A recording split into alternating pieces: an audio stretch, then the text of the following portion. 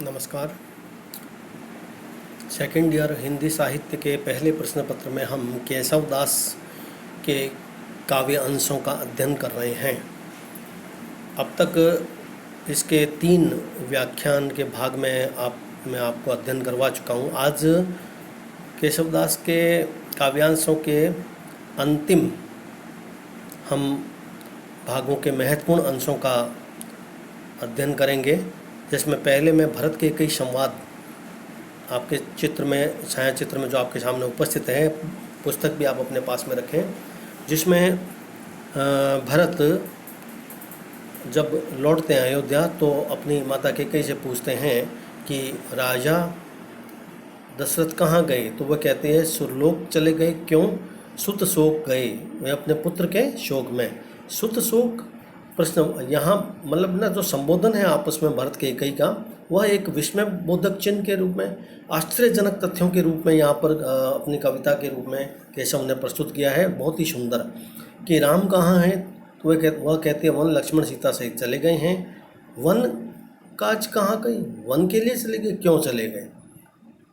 केवल मोह सुख, केवल मेरे सुख के लिए। तो को कहाँ सुख, इससे तुझे क्या सुख मिलेगा? प्रभु तुमको प्रभुता दिक्कतों को कहाँ अपराध विनाशक रही।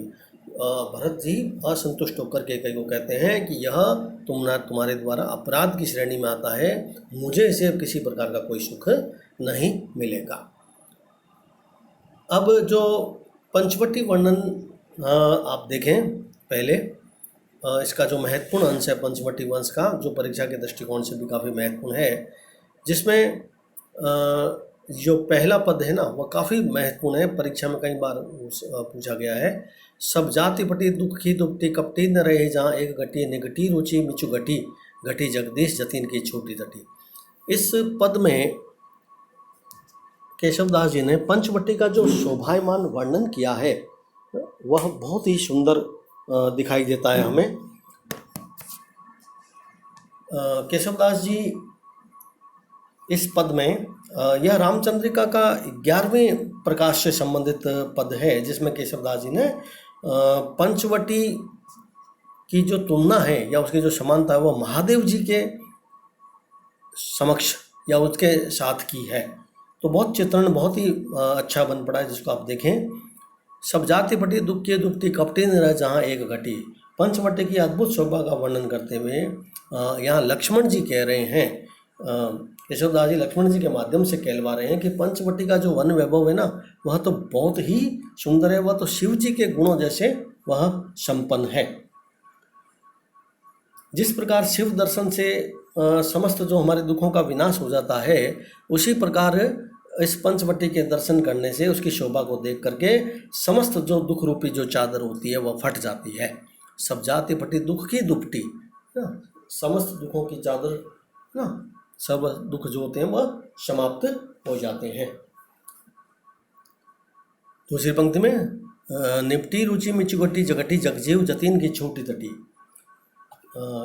यहाँ पर निगटी रुचि मिचु घटी हो घटी जगजीव जतीन की छोटी तटी। यहाँ आते ही जो प्राणी होते हैं ना, उन प्राणियों में जो मृत्यु की जो कामना है जो होती है, या मृत्यु के प्रति जो उनकी रुचि होती है, वह घट जाती है। मैं थोड़ा सा उससे पहले आपको पुनः ले जाना चाहता हूँ। कपटी न रहे जहाँ एक घटी, इसका अर्थ मैंने आपको बताया नहीं, दोबारा यहाँ पर मैं भूलवश पहले छूट गया था, इसको आप दोबारा मैं समझा देता हूँ कि कपटी न रहे जहाँ एक घटी, अर्थात पंचवटी के दर्शन करके जो सब समस्त दुखों का जो दुख दूर हो जाते हैं। यहाँ जो कपटाचारी व्यक्ति होता है, जो कपट का आचरण रखते हैं, वे एक पल भी यहाँ पर ठहर नहीं सकते।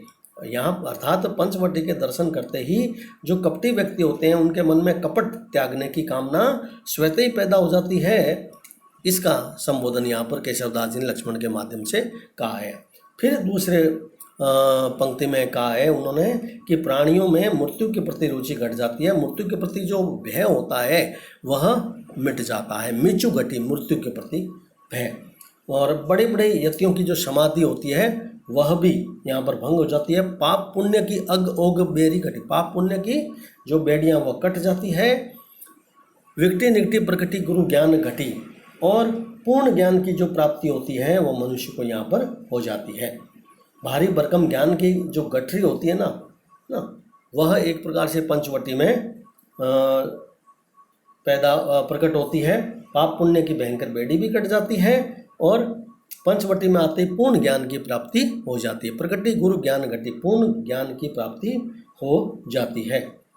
चहु और नाचती मुक्ति नटी गुरु धुरजटी बन पंचवटी। धुरजटी भगवान शिव महादेव का संबोधन है यहाँ पर धुरजटी के रूप में। यहाँ चारों ओर मुक्ति रूपी नटी नृत्य करती रहती है। चहु और नाचती मुक्ति नटी, यहाँ चारों ओर मुक्ति रूपी जो नटी नृत्य करती रहती है। पंचवटी का वातावरण मुक्ति की जो सहज भावना है उसको उसकी ओर संकेत करती है। पंचवटी अपने सर्व गुणों के कारण से यहाँ पर शिव जी के समान है।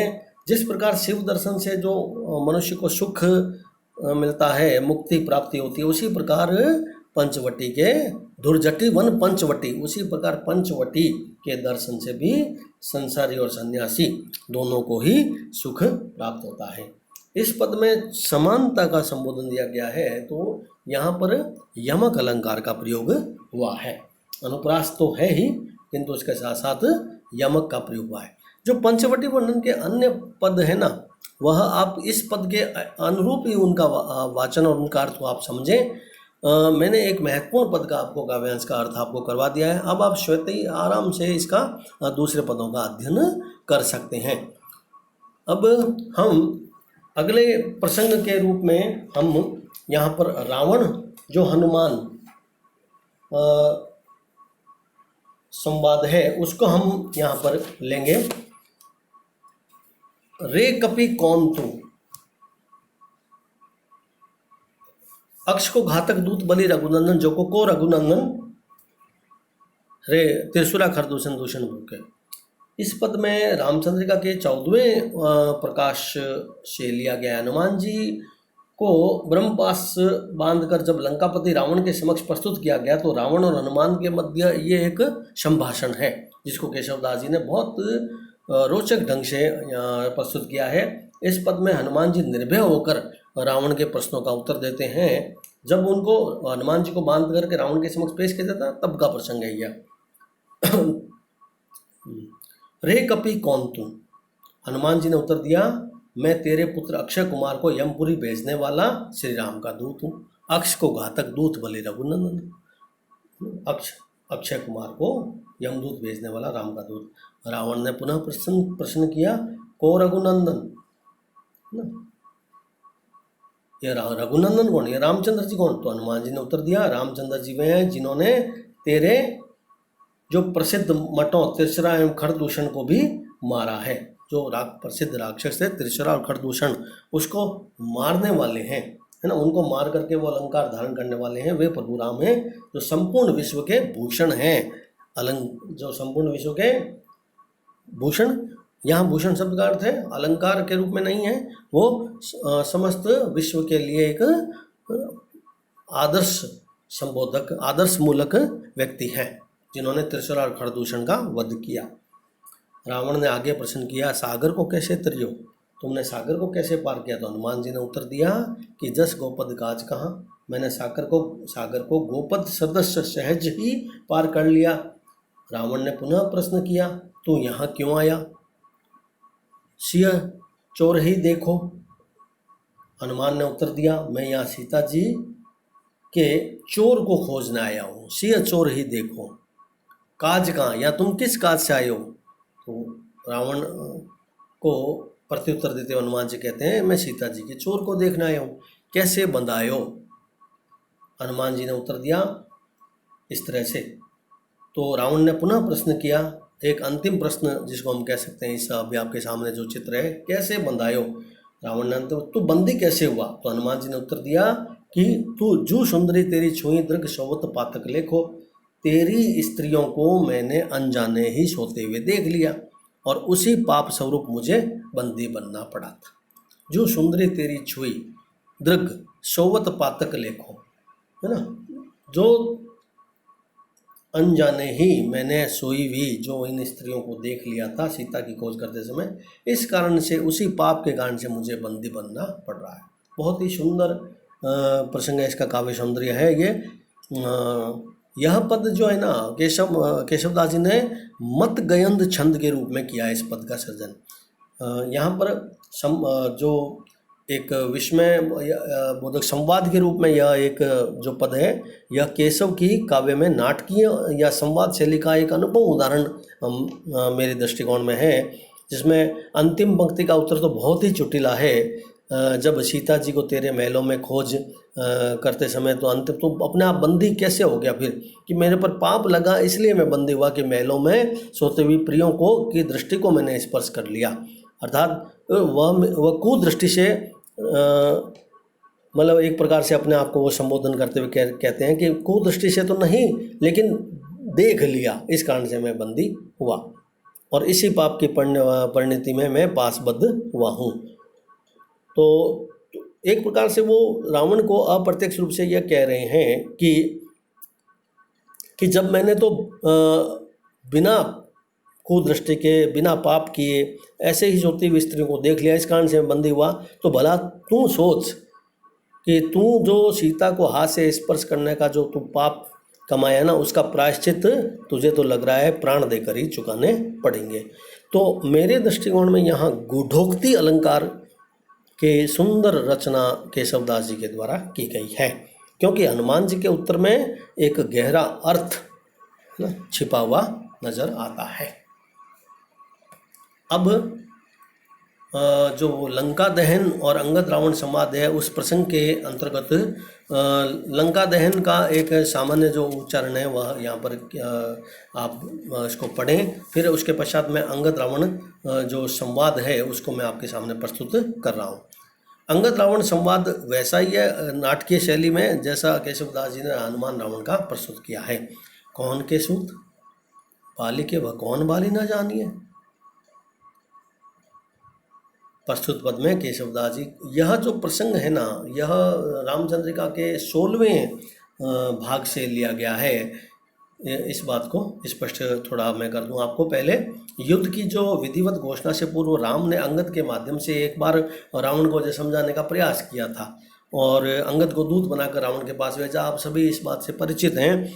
और अंगद और रावण के मध्य हुए संवाद का जो एक वाक्पटुता वाक चौतरी से संपन्न जो अंगद रावण संवाद है, जिसमें केशव की संवाद शैली का नाटकीय तत्व हमारे सामने उभर कर आता है, उसका चित्रण यहाँ पर प्रस्तुत है आपके सामने। कौन के सूत, तुम किसके पुत्र हो? रावण कहता है अंगद को, रावण कह रहा है यहाँ पर कौन के सूत, तुम किसके पुत्र हो? अंगद, मैं बाली का पुत्र। रावण, कौन बाली? मैं नहीं जानता। अंगद, वही बाली जो तुमको अपने बगल में दबाकर 7 सागरों में फिराता। 7 नहात बखानिए, कांख चापी बगल में दबाकर, जिसको तुमको बगल में दबाकर 7 सागरों को जिसने मैं फिरा था। रावण है कहाँ वह? वीर। रावण, अब वीर बाली कहाँ है? रावण कह रहा है वीर अंगद देव लोक बताइयो। अंगद कहते हैं वो तो अब स्वर्ग लोक को प्राप्त हो गई हैं। रावण, क्यों गयो? रावण कह रहे हैं उसका स्वर्ग लोक में कैसे गई? अंगद पुनः उत्तर देते हैं रघुनाथ बाण विमान बैठे सिधाइयो। अंगद कहते हैं कि वे तो प्रभु श्री राम के बाण रूपी विमान पर आरूढ़ होकर के स्वर्ग में चले गए थे। बहुत काव्य सौंदर्य की दृष्टिकोण से देखें तो पुनः केशव का यह जो संवाद शैली में दिया गया जो पद है वह बहुत नाटकीयता से परिपूर्ण है, जिसके हम यदि ध्वन्यार्थक अर्थ यह है कि जिस राम के एक ही बाण से महाबली बाली जैसा भी जिस बाली ने तुमको अपनी कांख में दबा करके 7 सागर में फिर गया था, उस प्रभु श्री राम के एक बाण से जब महाबली बाणी जैसे को स्वर्गलोक का प्रस्थान, स्वर्गलोक को प्रस्थान हो गया या स्वर्गलोक उनको मिल गया, तो फिर तो तुम तो उसके सामने मतलब चीज ही क्या हो। तो यहाँ मेरे दृष्टिकोण में केशवदास जी ने यहाँ भी गूढ़ोक्ति अलंकार का प्रयोग किया है, क्योंकि वे रावण को अप्रत्यक्ष रूप से यह कहना चाह रहे हैं गूढ़ अर्थ में कि अंगद के उत्तर में एक गूढ़ अर्थ जो गहरा अर्थ छिपा हुआ है वह यह कि जिस एक बाण से बाली जैसा स्वर्ग सिधार गए तो तुम तो उस प्रभु श्री राम के सामने क्या हो, कुछ भी नहीं हो। अब जितने हमने महत्वपूर्ण पदों काफ़ी हद तक मैंने आपको इसके केशव के अधिकांश काव्यांशों को करवाने का मैंने इसमें अध्ययन करवाने का आपको प्रयास किया ही है। अब कुछ जो महत्वपूर्ण जो पद हैं उसका मैंने बहुत विशेष रूप से वाचन करवाया। जो इसमें रहे हुए हैं वो आप इस मेरे द्वारा जो व्याख्यायित किए गए अंश हैं उसके आधार पर आप अब स्वतः ही आराम इसका दूसरे पदों का भी अध्ययन कर सकते हैं। फिर भी अंतिम जो पद है राम राज्य वर्णन का, मैं उस राम राज्य वर्णन का मैं आपको उस पद का व्याख्या करके उसका अर्थ बता करके मैं केशव काव्य को आज समाप्त कर रहा हूँ। राम राज्य वर्णन में भावे जहाँ वह बिचारी वेदे रमे पर नारी। पहले आप इसका वाचन कर लें, फिर मैं उसका अर्थ स्पष्ट करूँगा आपके सामने। यदि शब्दों की दृष्टिकोण से भी हो सकता है इस पद में आपको थोड़ा सा कठिनाई का सामना करना पड़ रहा है, तो मैं पहले शब्दार्थ भी आपको बता दूंगा। व्यभिचारी संचारी भाव है जो पर नारी के साथ अनुचित संबंध रखने वाला जो होता है। वैद्य शब्द जो आया है वह वैद्य के चिकित्सक के रूप में, पर नारी पराई स्त्री के रूप में यहाँ पर संबोधन है। द्विज यहाँ ब्रह्मचारी सन्यासी, पर पीर दूसरे का कष्ट के रूप में है। और एक शब्द है माननी। माननी एक हिंदी साहित्य में आप सेकेंड ईयर में आपने नायक नायिका के भेद में पढ़ा होगा। माननी एक नायिका भेद है जो मान करने वाली नायिका है। मूले जड़ है अधोगति, नीचे की ओर जाने वाला जो पतित है नीचे। मीचू मृत्यु और बंध्या बाज या निष्फल को हम कह सकते हैं। यहाँ पर काफ़ी जो कठिन शब्द हैं उसका मैंने आपको अर्थ बता दिए हैं।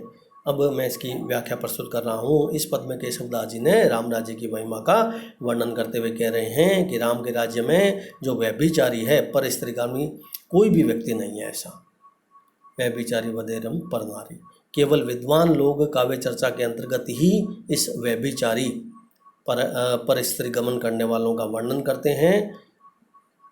कोई भी व्यक्ति पर नारी के साथ रमण की कामना नहीं करता है। केवल वैद्य और चिकित्सक लोग ही दूसरों की नाड़ी को देखकर रोग की प्रति परीक्षा या निदान करते हैं। वैद्य रमे पर नारी, केवल जो वैद्य होते हैं ना वही दूसरों की नारी अर्थात नाड़ी को पकड़ करके रोग की परीक्षा या निदान करते हैं। द्विजगण, केवल द्विजगण ब्राह्मण या ब्रह्मचारी जो होते हैं वह ही केवल अपने हाथ में दंड लकड़ी को धारण करते हैं। राम राज्य में कोई भी चोरी नहीं करता है, केवल दूसरों की पीड़ा को ही यहाँ पर चुराया जाता है। पर पीर की चोरी कोई होती नहीं है, होती है तो वो किस चीज़ की, पराई पीड़ा की चोरी, पराई पीड़ा को दूर करने की, दूसरों की पीड़ा को ही चुराया जाता है। कोई किसी का मान भंग नहीं करता, माननीय के मानियत मान भंग, कोई किसी को बेइज्जत नहीं करता। केवल प्रेमी जन ही अपनी माननीय नायिकाओं का मान भंग करते हैं। माननीय ही के मन, केवल प्रेमी जो होते हैं ना वह अपनी माननीय नायिकाओं को यानी अर्थात जिस अपनी प्रेयसिया जो होती है उन्हीं का वह मान भंग करते हैं। यानी प्रेम के आचरण में मान भंग करना कोई दुष्कृत्य नहीं माना जाता है। तो यहाँ मान भंग केवल माननीय प्रेमिकाओं का ही किया जाता है। शरीर की कीर्ति सागर की सीमा को लांघ कर उसके पार जाती है। सिंधु ही उलगी जाती कीर्ति शरीर की, जो शरीर की कीर्ति है सागर की सीमा को लांघ कर पार फैल जाती है। राम राज्य में किसी भी व्यक्ति की अध्योगति नहीं होती है। मूल्य तो अध्योगति नहीं पावते हैं केशवदास जी कहते हैं राम राज्य में किसी भी व्यक्ति की अध्योगति नहीं होती है, केवल जड़ें ही नीचे की ओर जाती है। यदि कोई चीज़ नीचे जाती भी है तो वो क्या है, मनुष्य की अधोगति के रूप नहीं बल्कि पेड़ों की जड़ें। मूर्ति से तो राम राज्य के लोगों का स्वाभाविक रूप से विरक्ति है। मृत्यु ईशो वियोग इच्छा गंग नीर की, मृत्यु से तो राम राज्य के लोगों की स्वाभाविक विरक्ति है, वह मृत्यु से दूर दूर तक रहते हैं। लोगों के मन में सदैव गंगा जल पान करने की इच्छा बनी रहती है। इच्छा गंग नीर की, मन में सदैव गंगा जल का पान करने की इच्छा बनी रहती है। कोई भी नारी संतानहीन और विधवा नहीं होती है। बंध्या वासनानी जनु विधवा सुवाटिका ही, कोई भी नारी संतानहीन बंध्या संतानहीन और वासनानी विधवा नहीं होती। केवल धवा नाम का जो वृक्ष होता है वह अवश्य ही वाटिका में मिल जाता है ना। राम राज्य की यह एक अनुपम रीति है। सुवाटिका में ही केवल जो वृक्ष होता है वही केवल वाटिका से उसका विचरण या उसका मिलन होता है। राम राज्य की यह अनुपम रीति है, ऐसी रीति राजनीति राजे रघुवीर की। राम राज्य की यह बहुत अनुपम रीति है। यहाँ वासनाएं तो है ही नहीं, या दूसरे शब्दों में कहें कि वासना ही यहाँ पर बंध्या के रूप में रहती है। बंध्या वासनानी, देखिए दो अर्थ हैं यहाँ पर। मैं थोड़ा सा स्पष्ट कर दूँ कि इस पद में अलग अलग जो अर्थ देते हैं। एक तो बंध्या वासनानी का अर्थ मैंने पहले स्पष्ट कर दिया था आपको कि कोई भी नारी संतानहीन और विधवा नहीं होती है। दूसरी तरफ यहाँ पर यदि हम दूसरे अर्थ में देखें तो बंध्या वासनानी, जो वासनाएं हैं वही बंध्या रहती है। तो प्रस्तुत पद में यमक अलंकार है और घनाक्षरी छंद में इसका संबोधन हुआ है केशवदास जी के द्वारा, और परिसंख्या अलंकार का भी प्रयोग मुझे दिखाई देता है। तो इस तरह से केशव के संपूर्ण जो काव्यांश है उसका अध्ययन हमने कर लिया है।